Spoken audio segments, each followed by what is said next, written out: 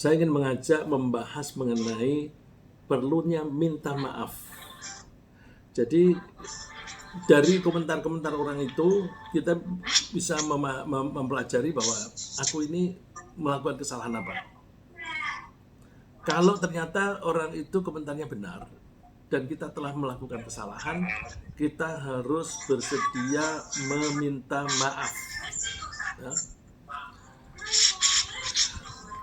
Pelanggaran sekecil apapun yang kita lakukan, ya, pelanggaran sekecil apapun yang kita lakukan itu pasti merugikan kita, membebani kita, dan bisa menyengsarakan kita. Oleh karena itu, kita di samping melakukan koreksi terhadap masalah-masalah yang substansial, kita mesti perlu minta maaf, ya, minta maaf kepada pihak-pihak yang kita langgar haknya. Nah, kita membahas pagi ini bahwa meminta maaf itu bisa menyelamatkan kita dari kesengsaraan dan sekaligus bisa menawarkan kesejahteraan hidup di dunia dan di akhirat. Bisa menyelamatkan dari kesengsaraan karena kalau kita salah tidak pernah kita koreksi, kita akan celaka. Celaka itu berarti kesengsaraan kita, baik kesengsaraan hidup di dunia maupun nanti di akhirat. Nah, karena ada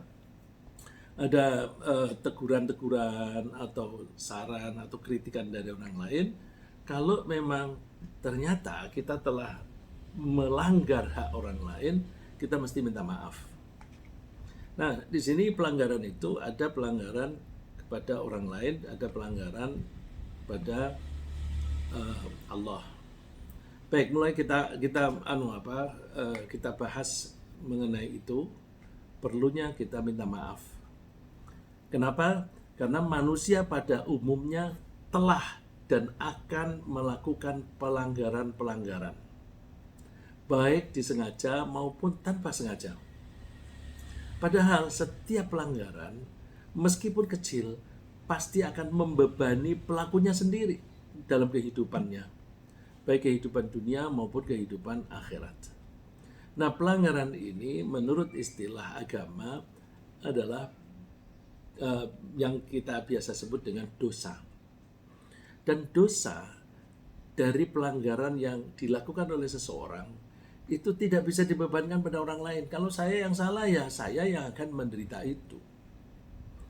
Walaupun kita mau mendelegasikan beban kesalahan tadi kepada orang lain, nggak bisa.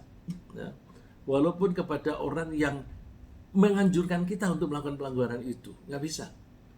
Ada orang lain menganjurkan kita melakukan pelanggaran, terus ketika kita ditegur atau kemudian ada penalti dari pihak lain, terus kita bilang ya salahnya dia, gitu. Nggak bisa. Meskipun dia itu adalah orang yang menyuruh atau menganjurkannya, ya. Atau kepada orang yang ketika menyuruh sambil sumpah, aku akan menanggung dosamu. Nggak bisa, dosa ditanggung itu nggak bisa. Ya. Allah berfirman di surat Al-An'am, wala taksibu kullu nafsin illa 'alaiha wala taziru waziratu wizra ukhra. Dan tidaklah seseorang yang berbuat dosa melainkan madaratnya atau bahayanya atau resikonya itu kembali kepada dirinya sendiri. Dan seorang yang berdosa tidak akan memikul dosa orang lain. Jadi dosa kita tanggung sendiri. Nah, pelanggaran, apa yang kita maksud dengan pelanggaran itu? Saya tidak menyebut dengan kata kesalahan, karena kita akan rancu kalau kita menyebut kesalahan. Nah, pelanggaran itu bisa dikarenakan kesalahan kita, tapi kesalahan itu bisa kesalahan yang disengaja atau tidak. Kalau orang Barat menyebutnya honest mistake, kesalahan tapi jujur. Nah, itu biasanya nggak begitu berisiko. Jadi saya tidak memakai kata kesalahan supaya tidak rancu, maka saya pakai kata pelanggaran, violation.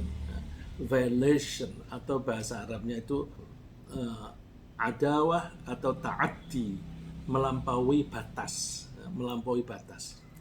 Nah, yang kita maksud dengan pelanggaran adalah tindakan yang bertentangan dengan peraturan atau bertentangan dengan perjanjian atau bertentangan dengan kepercayaan, amanah, ya, amanah yang sudah dibebankan, atau bertentangan dengan hak. Dalam hal mengenai peraturan, seseorang dianggap melanggar bila ia tidak melaksanakan kewajiban. Misalnya seseorang diwajibkan sholat, wajib, kemudian dia tidak melaksanakan sholat, itu pelanggaran. Pelanggaran juga bisa berupa melakukan sesuatu yang dilarang. Allah melarang kita minum minuman keras, lalu orang itu minum minuman keras, itu juga pelanggaran. Ya, jadi pelanggaran itu bisa dalam bentuk tidak melaksanakan kewajiban, bisa dalam bentuk melakukan sesuatu yang dilarang. Ini kalau melanggar di bidang peraturan. Misalnya seseorang yang telah melakukan pelanggaran terhadap peraturan, bila ia tidak melaksanakan kewajiban sholat 5 kali sehari, atau dia melakukan larangan mencuri barang orang lain, maka itu namanya pelanggaran.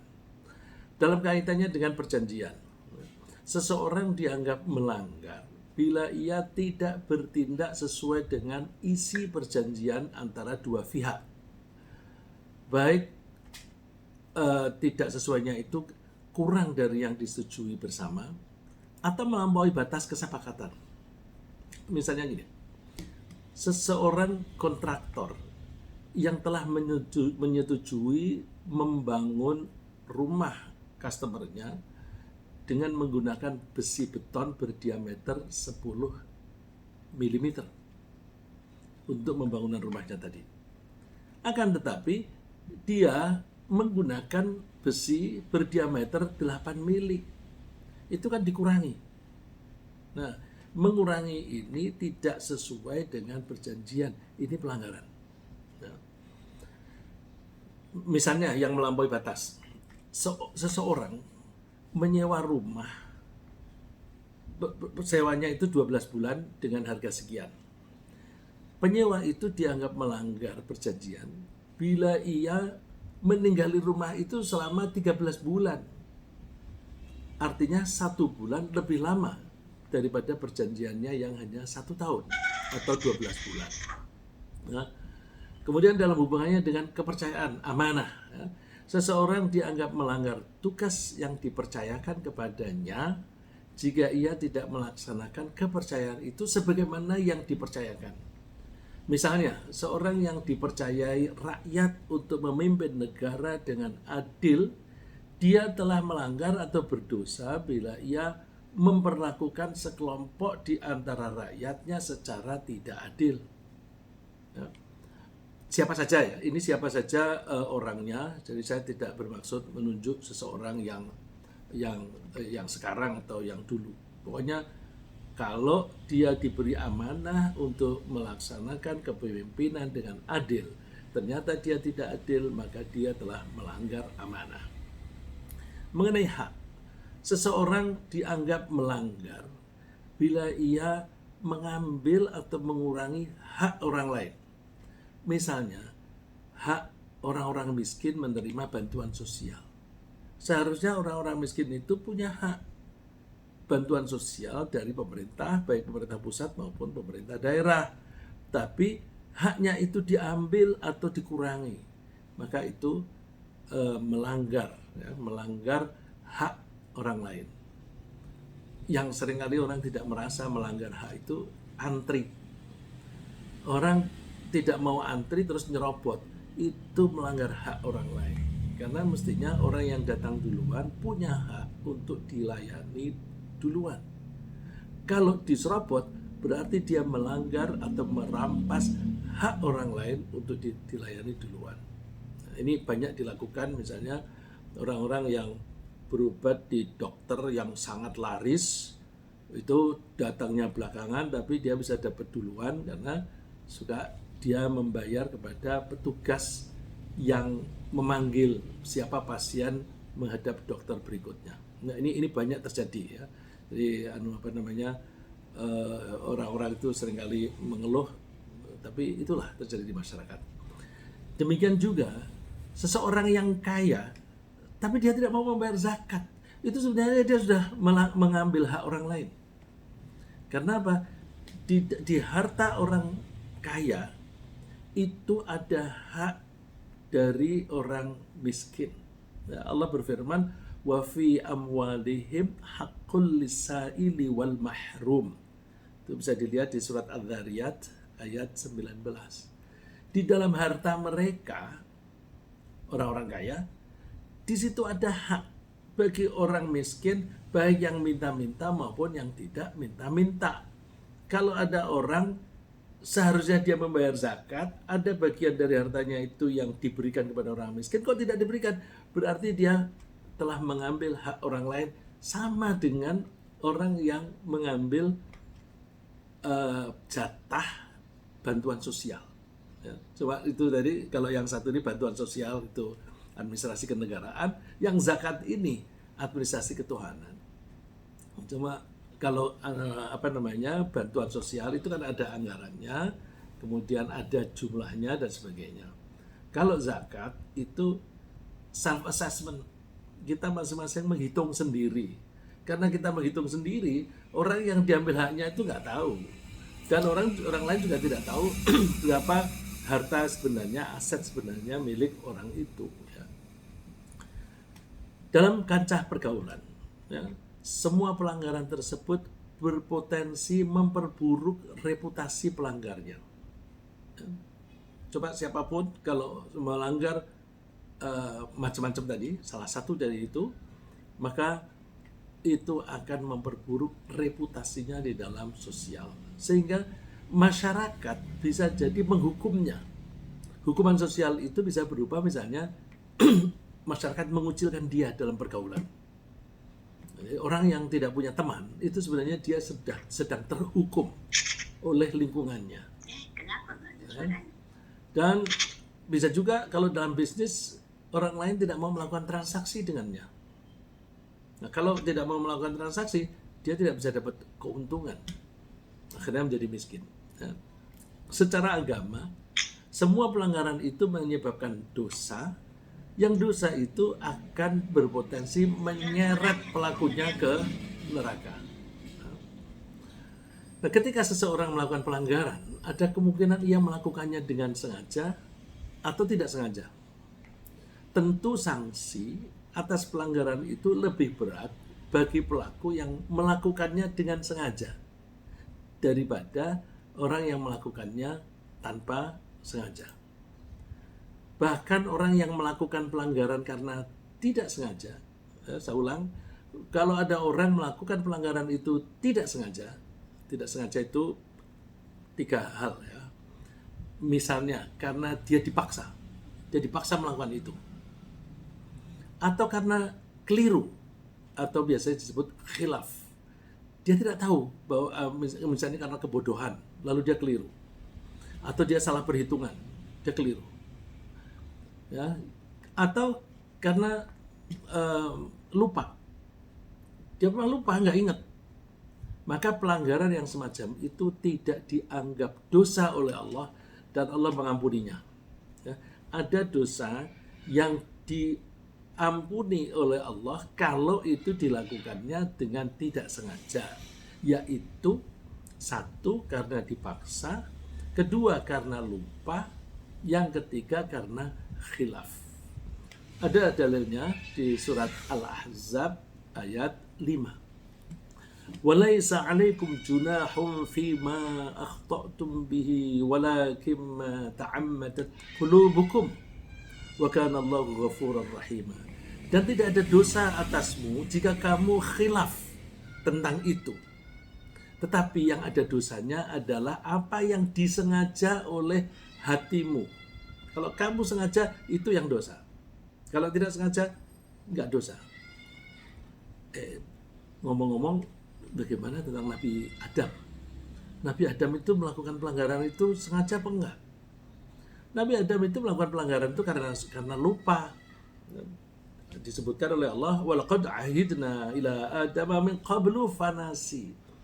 Kami telah bikin perjanjian dengan Adam supaya tidak makan bagian dari pohon itu, fanasia. Lalu kemudian dia lupa. Karena dia lupa, dia melanggar. Tapi kok diambil tindakan? Nah, itu perlu kita bedakan. Lupa yang dimaksud di sini adalah lupa yang disebabkan kapasitasnya nggak nyampe. Kapasitasnya nggak nyampe sehingga dia gampang lupa. Ada orang yang habis diomongin lupa. Misalnya dipesan, ditugasi ada 2 hal. Yang kamu beli bawang sama bayam. Terus sampai di tempatnya dia beli hanya 1. Yang satunya mana bayamnya? Oh, lupa. Jadi dia tuh hanya bisa ingat 1. Atau misalnya kamu coba lakukan nyapu dulu ya, habis itu nanti kamu bersih-bersih kamar sana. Nah, 1 dilakukan, yang satunya lupa. Itu karena kapasitas. Lupa bisa juga bukan karena kapasitas, tapi karena ignorance, karena kurang memperhatikan, ya, kurang menaruh perhatian. Misalnya begini, orang yang memang tidak memperhatikan sholat sebagai kewajiban, dia tidak mengalokasikan waktu untuk sholat. Terus karena dia memang tidak begitu memperhatikan kewajiban sholat, dia ketika kerja, dia bilang, udah jam 2 loh. Oh iya, lupa. Itu kalau nggak diingatkan, bablas itu sampai asar. Jadi yang seperti itu dosa nggak? Dosa. Karena itu lupa. Katanya kalau lupa nggak dosa. Lupa yang mana? Ini lupa yang dikarenakan kurang menaruh perhatian. Nah, Nabi Adam itu dihukum karena beliau kurang menaruh perhatian. Ya. Buktinya di dalam Al-Quran disebutnya yang tadi saya baca di surat Toha ya, walaqad ahidna ila adama min qablu fanasi. Sungguh kami telah membuat perjanjian dengan Adam, lalu dia lupa. Terus digambarkan oleh Allah, walam najid lahu azma. Tidak ada kesungguhan hati pada Adam. Nah, karena itu maka Nabi Adam dikasih sanksi, harus keluar dari surga. Ya, jadi kita mesti hati-hati di dalam memahami hadis Nabi, terutama nanti yang saya baca berikut ini. Ya, ada hadis mengenai diampuninya kesalahan pelanggaran kita kalau kita tidak sengaja karena lupa. Ya. Kita beruntung menjadi umat Nabi Muhammad SAW. Kenapa menjadi umat Nabi? Karena umat-umat yang terdahulu tidak diberi fasilitas ini. Kita diberi fasilitas berupa kita diberi keringanan oleh Allah untuk mudah diampuni atau bahkan tidak dianggap berdosa bila kita melakukannya betul-betul karena lupa, karena kesalahan yang tidak disengaja, atau karena dipaksa oleh orang lain dengan ancaman akan dibunuh. Ya, ancamannya itu berubah sampai dibunuh. Bandingkan dengan ancaman misalnya, kalau kamu tidak lakukan itu aku pecat kamu. Pecat itu bukan ancaman yang serius. Biarin aja pecat, dipecat, pekerjaan yang lain ada kok gitu.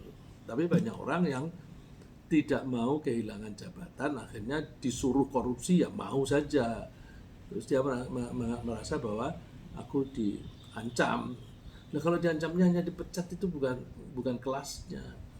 Yang dimaksud diancam di sini adalah diancam untuk dibunuh. Nah, itulah makanya kita sering mendengar misalnya ada pejabat yang dia bagus sekali menguraikan bagaimana cara mencegah diri maupun orang lain supaya tidak terjadi korupsi. Wah, ngomongnya tulus banget, bagus. Dia ketangkap juga oleh KPK. Nah, itu kira-kira dia itu maunya baik, tapi ada paksaan dari pihak lain sehingga dia melakukannya. Bukan kepaksa yang seperti itu, karena ancamannya itu kan paling banter hanya dipecat gitu. Ya. Hadisnya gini, Rasulullah bersabda, Innallaha wada'a an ummati al-khata'a wan nisyana wa mastukrihu alaih.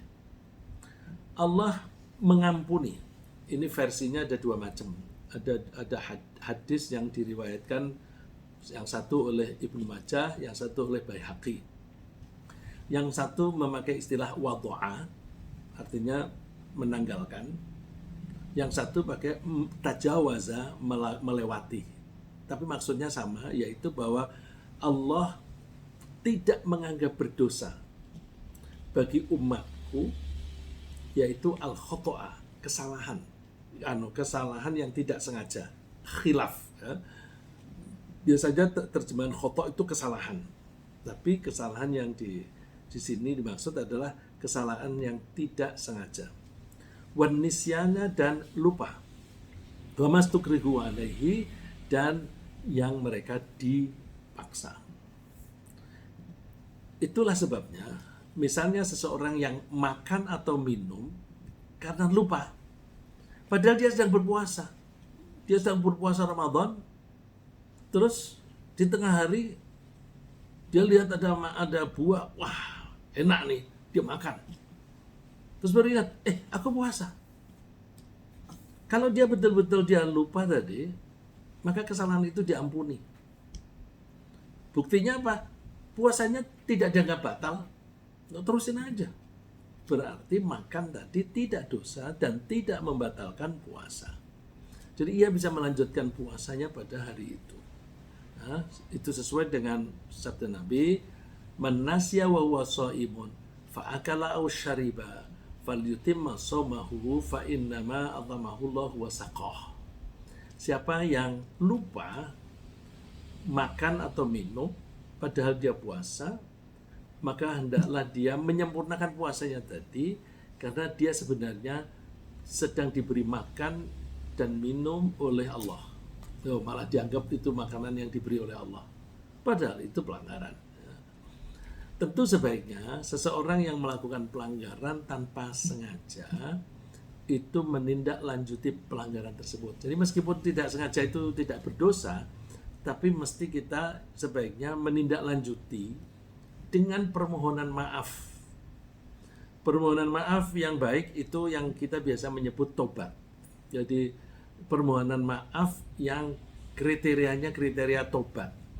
Tobat itu artinya kembali, ya, taubah. Kembali dari mana? Kemana? Taubat itu orang yang melakukan pelanggaran. Kalau pelanggaran itu berarti menyimpang.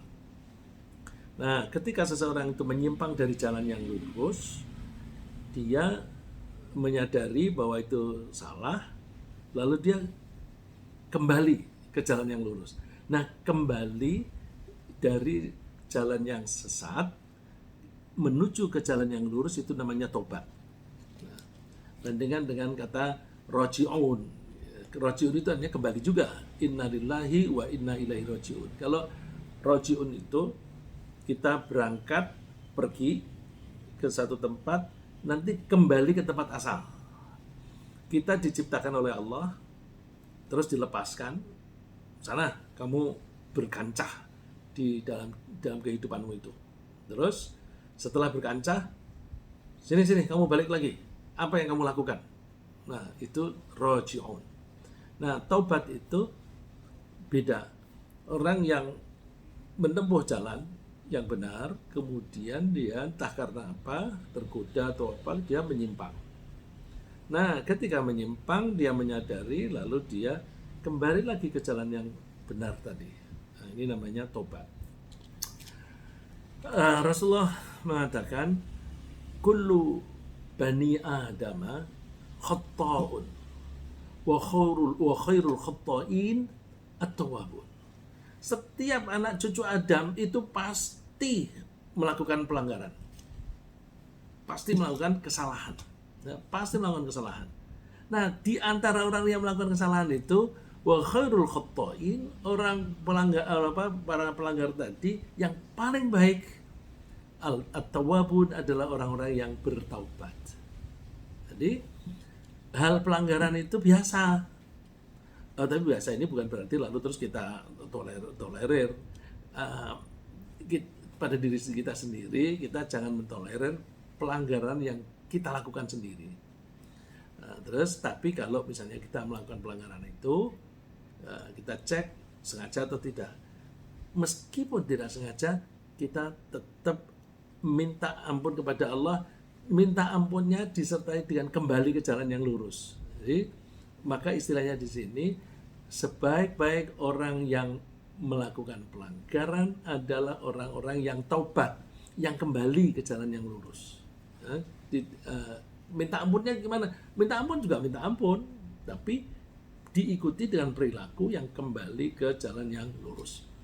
Nah, pelanggaran yang dilakukan dengan sengaja, apalagi bila dilakukan berulang-ulang, sulit dimaafkan.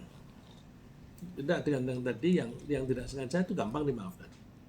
Yang dilakukan sengaja, apalagi diulang-ulang, itu sulit dimaafkan dan akan merusak reputasi diri, sehingga orang ini akan menganggapnya sebagai masyarakat akan menganggapnya sebagai orang yang jahat, karena dia berperilaku yang tidak layak bagi masyarakat pada umumnya, serta merugikan orang lain. Nah, orang yang perilakunya itu suka merugikan orang lain, tidak layak menurut masyarakat, itu suka kita menyebutnya asosial. Asosial, di situ hanya tidak compatible dengan masyarakat. Itu kita hindari. Dengan demikian, pelanggaran yang dilakukan dengan sengaja akan membebani pelakunya, baik di dunia maupun di akhirat. Di dunia dia akan kehilangan kepercayaan dalam pergaulan, termasuk dalam bisnis. Dan di akhirat dia akan menanggung dosa. Pelanggaran yang dilakukan dengan sengaja dan berulang-ulang biasanya dilatar belakangi dengan kedengkian, kerakusan, kebencian, kemarahan, atau bahkan permusuhan. Itulah sebabnya sulit diharapkan pelakunya bisa berubah, karena itu dilatar belakangi dengan pemikiran pola pikir yang buruk tadi. Dia sulit diharapkan berubah atau berhenti melakukan pelanggaran itu selama latar belakang tersebut tidak diatasi terlebih dahulu. Nah, mengenai kedengkian, kerakusan, kebencian, kemarahan, dan permusuhan, mungkin suatu saat bisa kita bahas secara terpisah.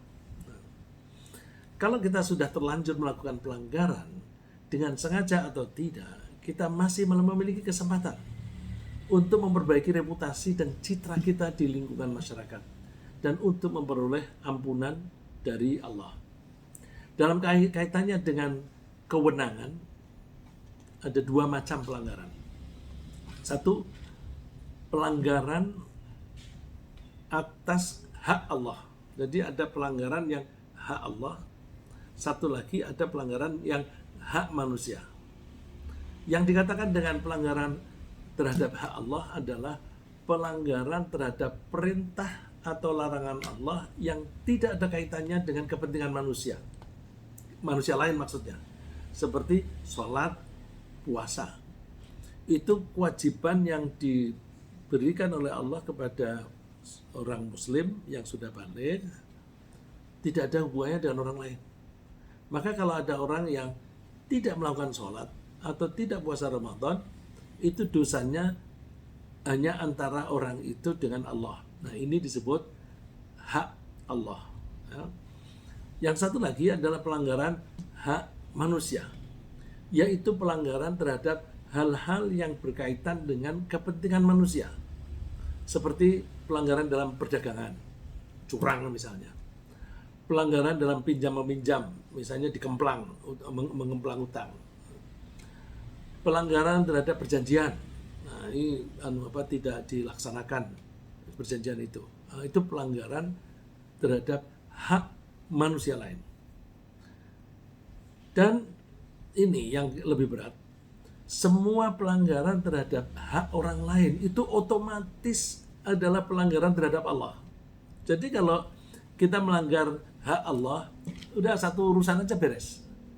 Tapi kalau melanggar terhadap hak manusia, kita ada dua hal yang kita langgar. Satu melanggar hak orang lain, satu melanggar terhadap hak Allah. Tadi misalnya dalam perdagangan, kemudian dia curang. Kecurangan itu melanggar hak orang itu, misalnya pembeli. Jadi pembeli itu kita kurangi haknya, dia melanggar. Bagaimana dengan Allah? Bukankah Allah menganjurkan kita untuk memberikan hak kepada pemiliknya? Bukankah Allah menganjurkan kita harus jujur ketika berdagang? Bukankah Allah melarang kita untuk mengurangi hak pembeli dan sebagainya? Jadi orang itu melanggar hak manusia, orang lain, sekaligus melanggar hak Allah. Hak apa itu? Hak untuk ditaati. Karena Allah itu Tuhan, maka Allah punya hak untuk ditaati. Jadi, oleh karena itu tidak cukup dia minta maaf hanya kepada orang itu. Ya. Untuk pelanggaran terhadap hak Allah, seorang pelanggar cukup minta ampun kepada Allah, udah beres. Astagfirullah, terus kemudian ditindaklanjuti dengan perbuatan yang lebih baik, beres. Sedangkan pelanggaran terhadap manusia, seorang pelanggar harus minta maaf kepada orang yang dirugikan. Dan sekaligus juga minta ampun kepada Allah, karena semua pelanggaran terhadap hak manusia pasti juga merupakan pelanggaran terhadap hak Allah. Jadi ini beratnya, selama orang itu belum memaafkan, Allah tidak akan memaafkan. Lalu agar permohonan maaf baik kepada Allah maupun kepada manusia bisa efektif, dalam arti tidak merusak reputasi di kalangan masyarakat dan tidak lagi menanggung dosa, seorang pelaku pelanggaran dianjurkan melakukan beberapa langkah. Ini langkah untuk minta maaf yang bisa dimaafkan, yang bisa menghapus reputasi buruk. Ya. Satu, mesti orang itu menyesali dulu. Menyesal nggak terhadap pelanggaran itu? Tentu orang yang menyesali itu sudah bisa mengenali kesalahannya sendiri, recognize, ya, dia bisa mengenali kesalahannya sendiri. Orang yang tidak mengenali kesalahan sendiri nggak bisa menyesal. Ya. Jadi mesti harus ada penyesalan atas terjadinya pelanggaran. Ini seperti yang dilakukan oleh Nabi Adam dan Ibu Hawa. Qala rabbana zalamna anfusana wa illam taghfir lana wa tarhamna lanakunanna minal khasirin. Mereka berdua mengatakan, Tuhan, kami telah menzalimi diri kami sendiri. Kalau Engkau tidak mengampuni kami dan menyayangi kami, sungguh kami akan merugi. Nah, tadi kita sebut bahwa Nabi Adam itu salah, dosanya dikena sanksi karena meskipun dia lupa, dia lupanya itu karena kurang memperhatikan atau ignorant. Tapi karena permohonan maafnya itu serius, maka oleh Allah mereka berdua diampuni. Ya. Jelas itu disebutkan oleh Allah di surat Thaha. Kemudian Allah mengampuni mereka. Pertama tadi menyesali. Yang kedua, mesti kita berhenti dari melakukan pelanggaran. Kalau diulang lagi, itu nggak ada penyesalan itu. Nah, Allah mengatakan, fa'inin tahau fa'innallaha ghafurur rahim. Kalau mereka mau berhenti dari perbuatan dosa itu, ini konteksnya ayat ini dalam hal memusuhi. Jadi orang-orang Mekah memusuhi orang-orang Muslim di Madinah. Nah, kalau mereka berhenti, Allah memaafkan. Nah, dan kalimat yang dipakai oleh Allah di sini kalimat yang sifatnya general, umum, berarti ini berlaku untuk pelanggaran secara umum. Fa in tahau fa innallaha ghafurur rahim. Kalau mereka mau berhenti, maka Allah Maha Pengampun dan Maha Penyayang. Yang ketiga, minta maaf kepada orang yang dirugikan untuk hak manusia dan sekaligus mohon ampun kepada Allah. Nabi Muhammad SAW bersabda, "Man kanat 'indahu madlamatun bi akhihi min 'irdihi aw malihi falyatahallalha al-yawma qabla an yu'khadha min hasanatihi hina la yakunu dinarun wala dirham. Fa in kana lahu 'amalun salih akhadha minhu biqadri madlamatihi wa in lam yakun lahu 'amalun salih akhadha min sayyiati sahibihi faju'ilat 'alaihi." Ya. Barang siapa telah menzalimi saudaranya berupa hartanya, jadi mengurangi harta orang lain, hendaklah ia minta dihalalkan. Mintanya saat ini, saat hidup ini, saat sebelum ia saat ini sebelum ia mengambil amal-amal kebaikannya pada saat tidak ada lagi dinar dan dirham. Ya, ini maksudnya bahwa minta maafnya sekarang, sebelum uang itu tidak berlaku. Kalau sekarang uang berlaku, besok di akhirat uang tidak berlaku. Di sini disebutkan dinar maupun dirham itu nggak ada gunanya. Nah, kalau ia memiliki amal soleh, pahalanya akan diambil setimpal dengan kejahatannya. Jadi kalau sekarang ini selama hidup ini tidak sempat minta maaf, maka resikonya nanti kalau dia punya amal baik, amal baiknya dia diambil, dikurangi, diberikan kepada orang yang dilanggar. Kalau ia tidak memiliki amal baik, amal soleh, maka kejahatan orang yang diambil hanya tadi diambil, ditimpakan kepada orang yang melanggar hak tadi. Jadi ada pelanggaran yang ditambahkan dari apa yang dilakukan sendiri karena perilaku itu. Oleh karena itu kalau kita dilanggar oleh orang, ya kita nggak usah ambil pusing. Misalnya ada orang ngemplang hutangnya kepada kita dan kita tidak menjadi miskin gara-gara itu, udahlah, lepasin aja. Itu nanti akan mengurangi dosa kita besok di akhirat atau menambah amal. Kalau kita banyak dosa, nanti dosa kita diambil, diberikan kepada orang itu. Kalau kita tidak punya dosa, kemudian amal baiknya orang itu diberikan kepada kita, sehingga level kita di surga nanti akan naik. Nah, orang yang baik itu mesti habis melakukan pelanggaran mesti mohon ampun. Walladzina idza fa'alu fahishatan aw dzalamu anfusahum dzakarullaha fastaghfiru lidzunubihim.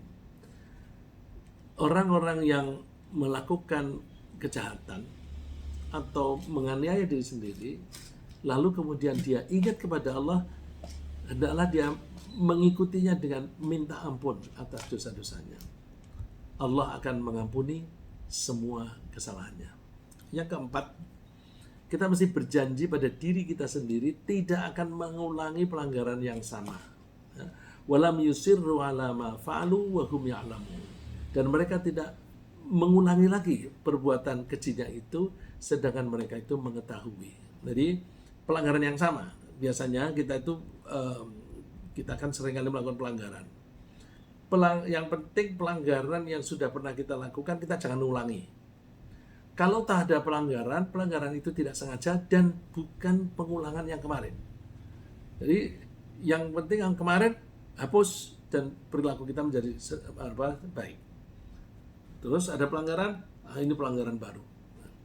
Yang kelima, ini penting, kita harus memperbaiki perilaku kita.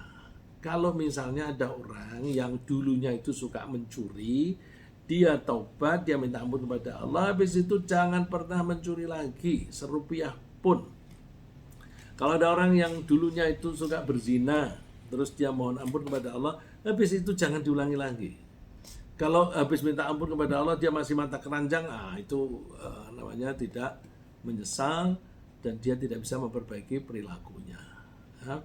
Jadi Allah menjanjikan, "Tsumma inna rabbaka lil ladzina 'amilus su'a bi jahalatin tsumma tabu min ba'di dzalika wa aslahu inna rabbaka min ba'diha laghafurur rahim." Sesungguhnya Tuhanmu mengampuni orang-orang yang mengerjakan kesalahan karena kebodohannya, karena ketidaktahuannya. Kemudian mereka bertaubat sesudah itu dan memperbaiki perilakunya. Sesungguhnya Tuhanmu sesudah itu benar-benar Maha Pengampun dan Maha Pemaaf. beberapa manfaat, masih ada beberapa menit lagi, saya ambil untuk memotivasi diri kita, ya, untuk memotivasi diri kita bahwa kalau kita mau mohon maaf itu ada beberapa manfaat. Antara lain hilangnya beban mental. Orang yang mempunyai kesalahan pasti mempunyai beban mental. Saya kasih contoh. Kalau saya pernah hutang kepada Bu Naindra, ini Bu Naindra tadi saya lihat hadir, dan kemudian saya tidak membayarnya, saya ngemplang, maka ada beban di hati saya. Kalau ada acara, ada Bu Naindra, nggak jadi masuk saya. Nah, itu saya menjadi tersiksa. Terus kalau kepergok, waduh ngomong apa ini? Nah, itu berarti kesalahan kita selalu membebani kita. Terhadap orang lain membebani, terhadap Allah juga membebani. Maka kalau kita diampuni oleh Allah, diampuni oleh orang yang bersangkutan, itu sama dengan beban kita dihilangkan. Allah menyebutkan di Al-Quran, wa wada'na 'anka wizrak alladzi anqadha dhahrak. Dan kami telah menghilangkan kepadamu bebanmu yang memberatkan punggungmu, beban kesalahan. Nah, jadi beban kesalahan kalau sudah dihapus, diampuni, itu tidak ada beban lagi.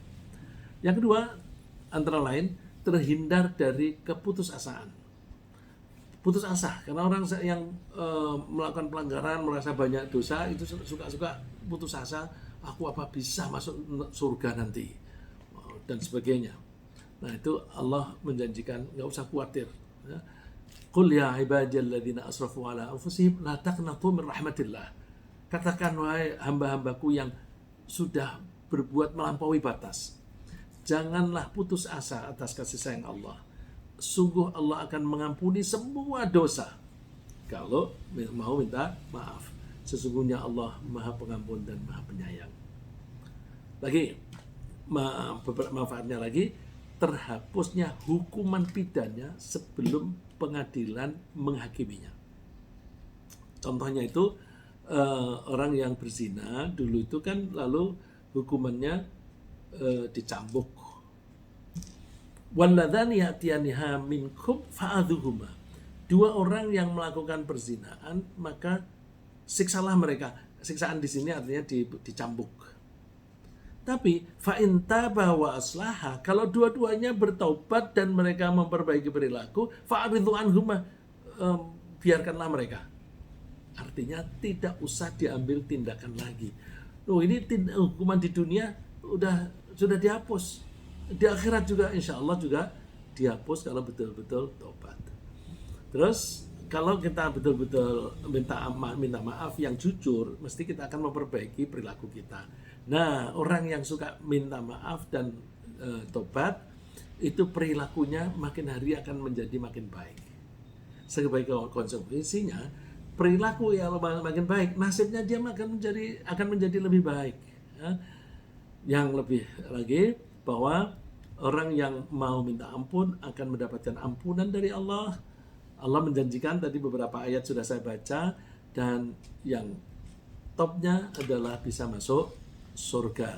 Ya. Allah berfirman di surat Maryam ayat 59 dan 60, maka datanglah sesudah mereka pengganti yang jelek. Jadi artinya ada generasi yang baik yang diberikan kitab oleh Allah, misalnya generasi Rasulullah dan para sahabatnya. Kemudian habis itu ada generasi yang macam-macam, ya. Ada yang generasi itu yang mengikuti hawa nafsunya saja. Nah, orang yang hidupnya itu hanya mengikuti hawa nafsu, maka mereka kelak akan menemui kesesatan, kecuali orang-orang yang bertaubat, beriman dan beramal soleh, maka mereka itu akan masuk surga dan tidak disiksa sedikit pun. Ya, jadi mohon maaf itu bisa membebaskan kita dari neraka dan mengantarkan kita ke surga. Ini ringkasnya, setiap pelanggaran pasti membebani pelakunya sendiri. Allah akan mengampuni pelanggaran yang tanpa sengaja. Pelanggaran harus diikuti dengan minta maaf. Langkah-langkah untuk minta maaf: satu, menyesali terjadinya pelanggaran; kedua, berhenti dari melakukan pelanggaran, ketiga minta maaf kepada yang dirugikan, manusia maupun kepada Allah. Yang keempat, tidak akan mengulangi pelanggaran itu. Dan yang kelima, memperbaiki perilaku. Nah, manfaat utama dari memohon maaf adalah masuk ke surga. Semoga Allah mengampuni dosa-dosa kita dan juga kedua orang tua kita, sehingga Allah memasukkan kita ke dalam surganya. Amin.